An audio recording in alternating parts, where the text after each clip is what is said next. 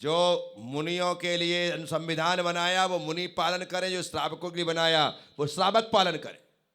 लेकिन सभी लोग पटरी से उतर गए, या यूं कहें कि दिशा भटक गए। भगवान ने कुछ कहा है, हमारे लिए ही कहा है, ये मानने को राजी नहीं है। जो नियम बनाए गए हैं वो भगवान के कुल में जन्म लेने वाले, भगवान के शासन में जन्म लेने वाले सभी लोगों को पालना अनिवार्य है। सभी लोग पालना अनिवार्य। यदि आप नहीं पाल रहे हैं तो आप भगवान के शासन में नहीं है। मैं ये बतलाने जा रहा हूं आपको कि आप नियम के बाहर हैं तो आप भगवान के शासन में नहीं है। ये मेरा शिष्य परिवार है, यदि ये मेरी आज्ञा में नहीं रहेंगे तो मेरे संग में रहने के लायक नहीं होंगे। इन्हें निकल जाना चाहिए, इन्हें संग छोड़ देना चाहिए, क्योंकि वो आज्ञा नहीं पाल रहे। और आज्ञा में है तो मेरे, आज्ञा में नहीं है तो मेरे नहीं।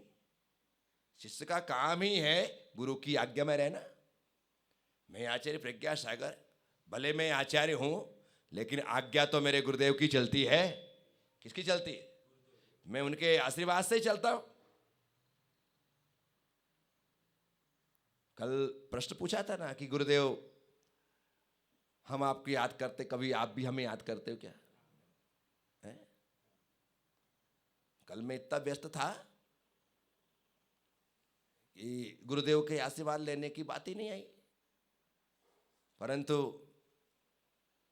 पुष्पगिरी से वहाँ रेड्डी मामा होंगे, आचार्य ने कहा कि प्रज्ञा सागर जी को फोन लगाओ, मैं आशीर्वाद दे देता हूँ।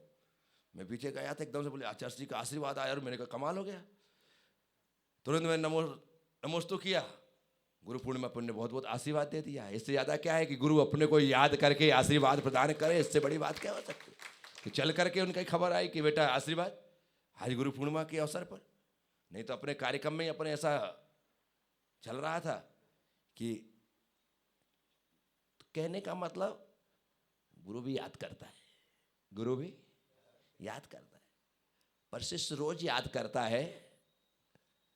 शिष्य रोज याद करता है, और उसके रोज याद करने के कारण गुरु उस रोज याद करता है जिस रोज उसको उसी याद की जरूरत होती है, गुरु के आशीर्वाद की जरूरत होती है।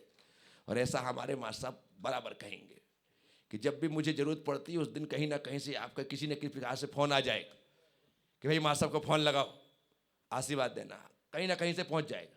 और बोलो रे मैंने ऐसा किया था। आज ही मैं सोच रहा था कि मैं सोनू को बोलूं, दिलीप को बोलूं कि भाई आशीर्वाद दिला दे, क्या तो अपने आप हो जाता है। तो जो गुरु को रोज याद करता है, गुरु उसको उस रोज याद करता है जिस दिन उसको गुरु की सबसे ज्यादा जरूरत होती है। तो अपने आप टेलीपैथी, क्या कहते हैं, अपने आप हो जाती। उस दिन फिर लगता है कि कृपा बरस गई। अरे भाई तूने रोज पुरुषार्थ किया था, रोज पुरुषार्थ किया था, तब जाकर के ये बादल यूं ही थोड़े बरस जाते हैं। ऐसे बरस जाते क्या?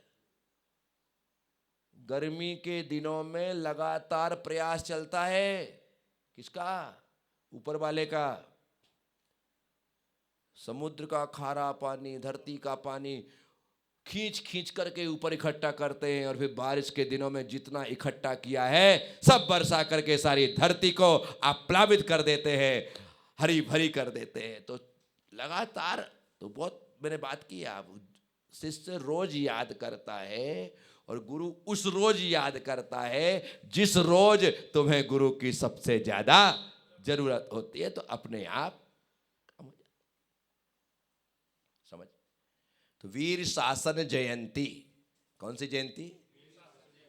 हम भगवान महावीर के शासन में जीने वाले लोग हैं, पर शासन में जीने वाले लोग हैं तो उनके अनुशासन में रहने वाले लोग बने। कि हमारे ऊपर तो कि बस प्रभु जब तक गृहस्थ जीवन में हूँ ग्रस्थोचित कर्तव्यों का, नियमों का पालन करूंगा।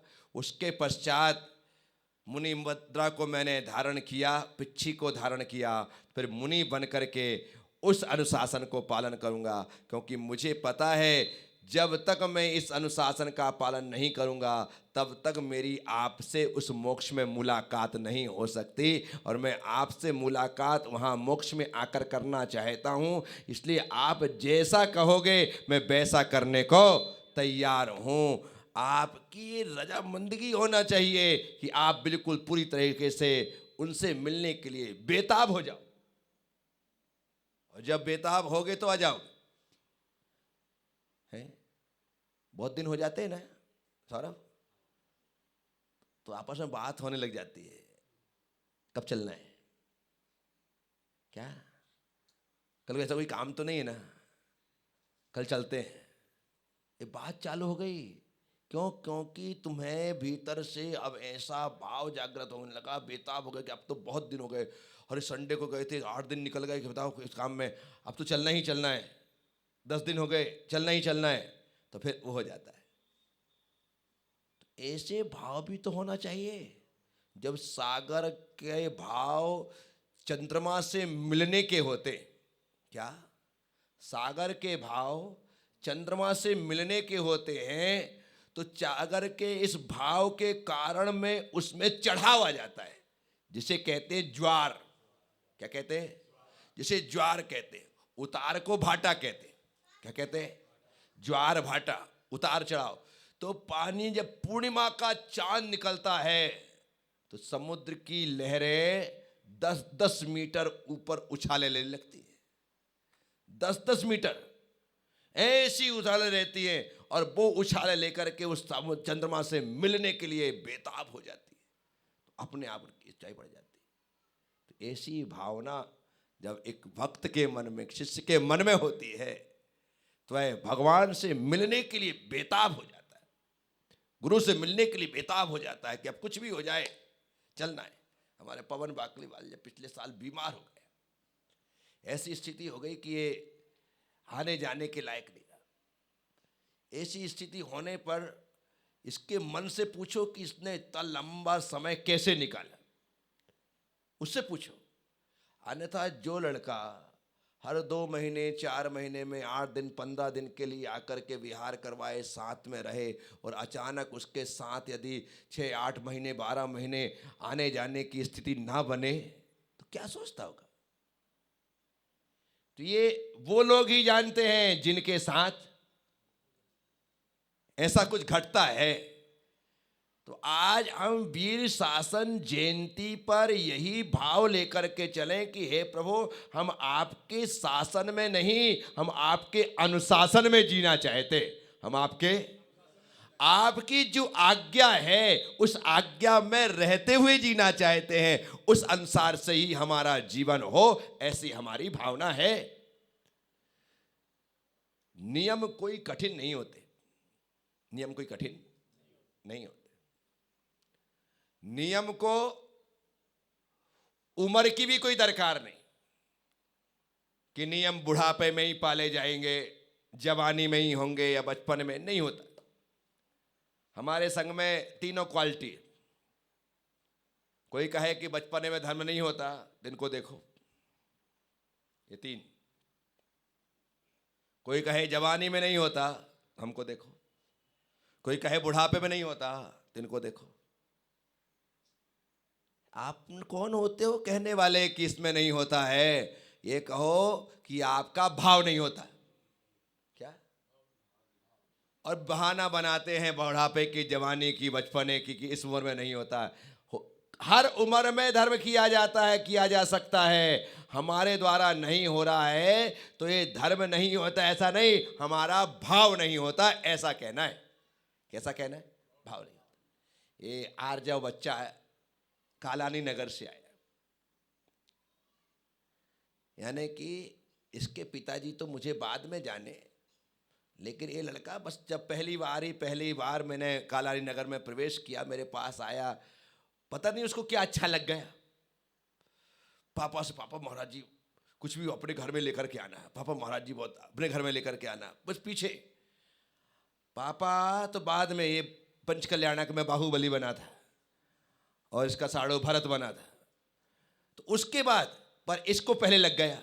अब क्या लगा ये तो वो जानता है, क्या उसको महसूस हुआ, ना मैंने उससे कोई ढंग से बात की, ना कुछ नाम गांव पूछा, कुछ भी नहीं किया, लेकिन उसमें ही उसको ऐसा महसूस हुआ।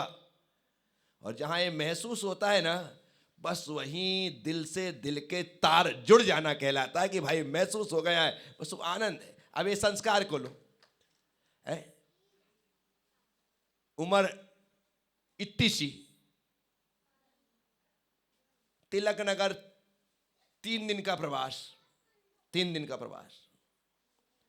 पहले दिन के प्रवास में आनंद यात्रा में एक प्रश्न का पूछना, उन सैकड़ों लोगों में इसके द्वारा जवाब देना, जवाब देकर के सही जवाब देना, सही जवाब देकर के मंच पर बुलाना, मंच पर बुला करके इससे बातचीत करना, बातचीत करके इसे इनाम देना।